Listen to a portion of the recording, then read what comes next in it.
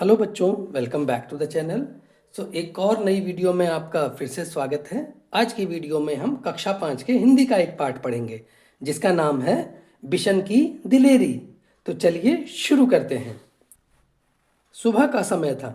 पहाड़ों के पीछे से सूरज झांक रहा था। 10 वर्ष का बिशन घर से बाहर निकल आया।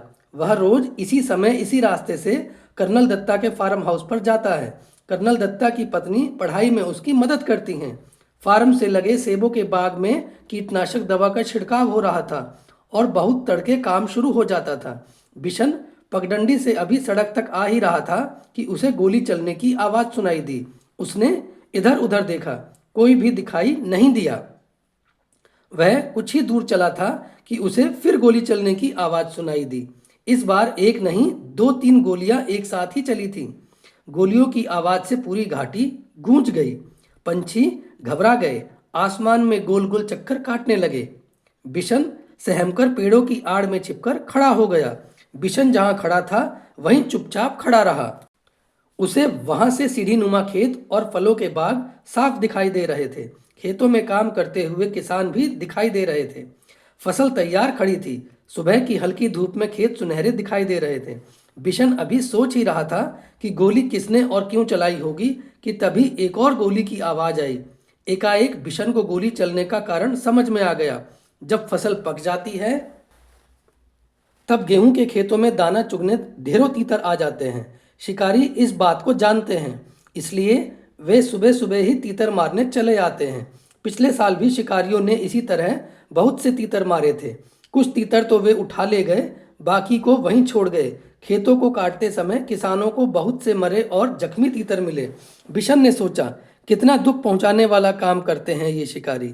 वह समझ गया कि शिकारी ही तीतरों पर गोलियां चला रहे हैं, इसलिए वह पेड़ों के बीच से निकलकर खेतों के किनारे किनारे चलने लगा। वह चलते चलते सोच रहा था कि इन शिकारियों को सबक सिखाया जाना चाहिए, लेकिन उन्हें कैसे सबक सिखाया जाए वह उसकी समझ में नहीं आ रहा था। तभी उसके पांव के पास सरसराहट सी हुई। उसने देखा एक घायल तीतर गेहूं की बालियों के बीच फंसा छटपटा रहा है। बिशन वहीं घुटनों के बल बैठ गया।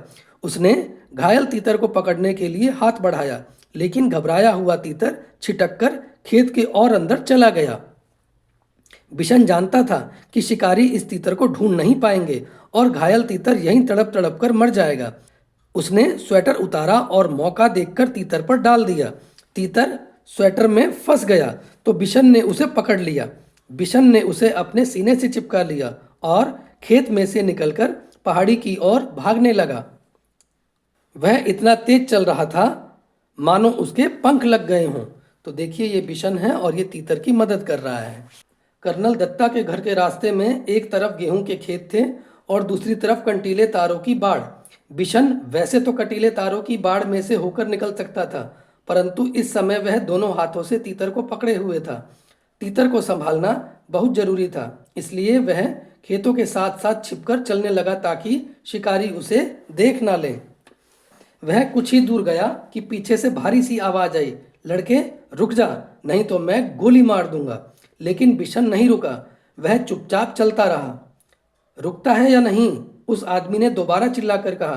तब तक बिशन कंटीले तारों के पास आ गया था। उसका दिल तेजी से धड़कने लगा। आगे बढ़ना मुश्किल लग रहा था, लेकिन फिर भी वह रुका नहीं और ना ही उसने कोई जवाब दिया।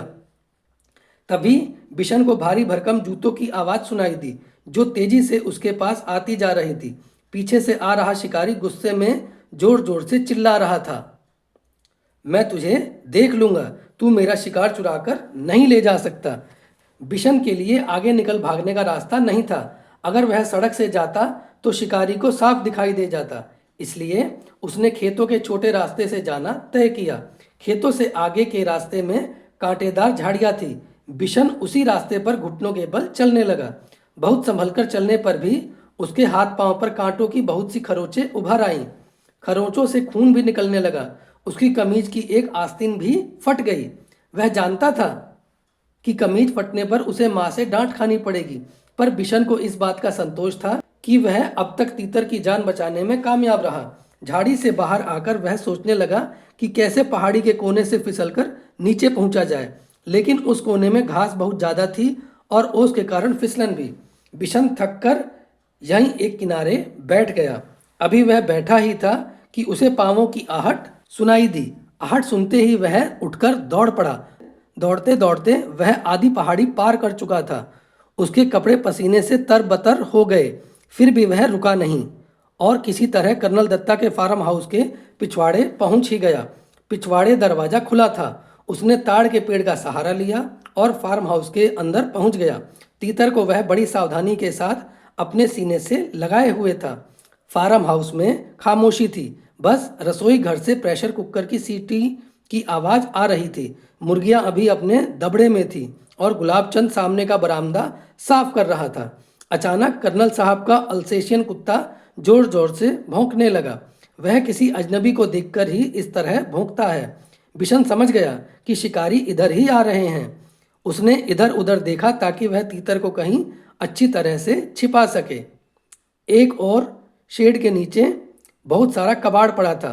उसी में एक टूटी टोकरी किशन को दिखाई दे गई। ये ठीक है, सोचते हुए उसने तीतर को टोकरी में रखकर स्वेटर से ढक दिया। घायल तीतर घबराया हुआ था, इसलिए वह चुपचाप पड़ा रहा।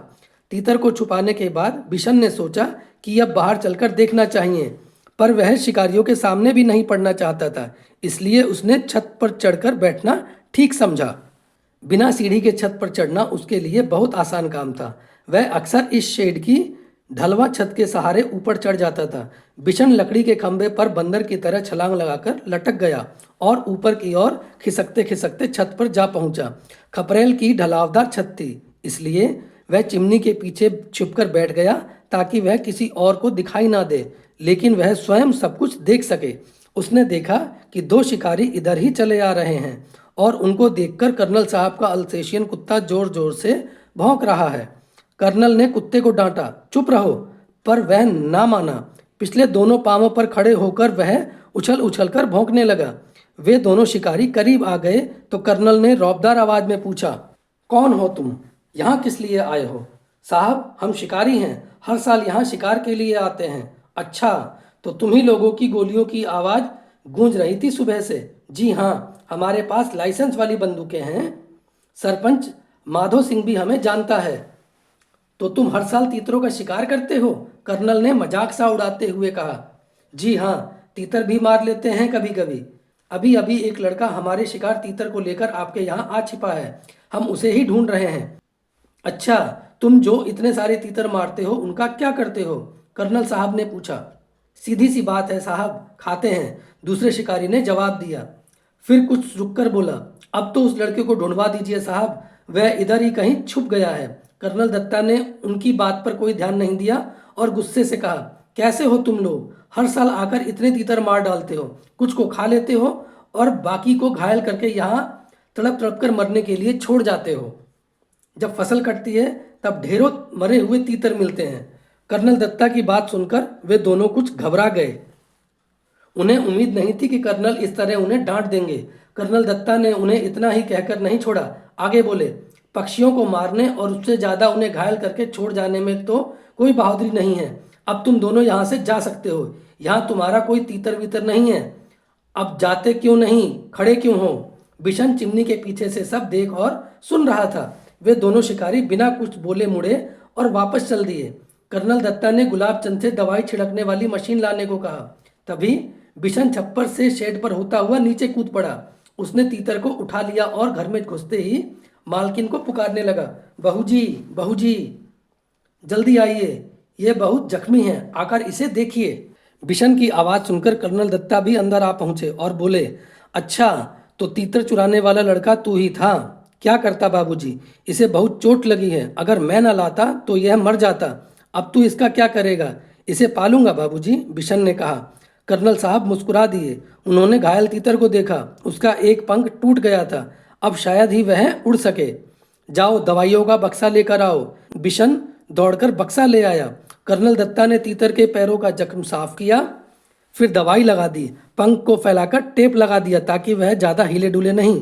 फिर उन्होंने बिशन से कहा, बिशन, अगर तुम इसे गेंदे के पत्तों का रस दिन में 2-3 बार पिलाओगे तो यह जल्दी ठीक हो जाएगा। तब तक बहूजी एक कटोरी में दलिया ले आई और तीतर को दलिया खिलाते हुए बोली, इसे रोज दलिया भी खिलाना बिशन, तीतर को दलिया बहुत पसंद होता है। तब तो यह बिशन के पीछे पीछे ही घूमता रहेगा। कर्नल ने हंसते हुए कहा, अच्छा बिशन, तुम जानते हो तीतर कैसे बोलता है? बहूजी ने पूछा। बिशन ने अपने हाथों को मुंह पर रखकर तीतर की आवाज निकाली, quack quack quack. Colonel Datta ठहाका मारकर हंस पड़े। बहूजी भी मुंह पर पल्लू रखकर हंसने लगी। बिशन भी हंसता हुआ हिरन की तरह छलांगे लगाता तीतर के साथ वहां से अपने घर की ओर भाग चला। तो ये कहानी प्रतिभा नाथ जी ने लिखी है और बहुत ही सुंदर कहानी है। तो इस पाठ के प्रश्न उत्तर हम अगली वीडियो में कवर करेंगे। तो इस वीडियो में फिलहाल इतना ही था। आशा करता हूँ वीडियो आपको अच्छी लगी होगी। अगर आपको ये वीडियो अच्छी लगी, इन्फॉर्मेटिव लगी, तो प्लीज़ इसे लाइक करके अपने दोस्तों और क्लासमेट्स के साथ भी ज़रूर शेयर कीजिएगा।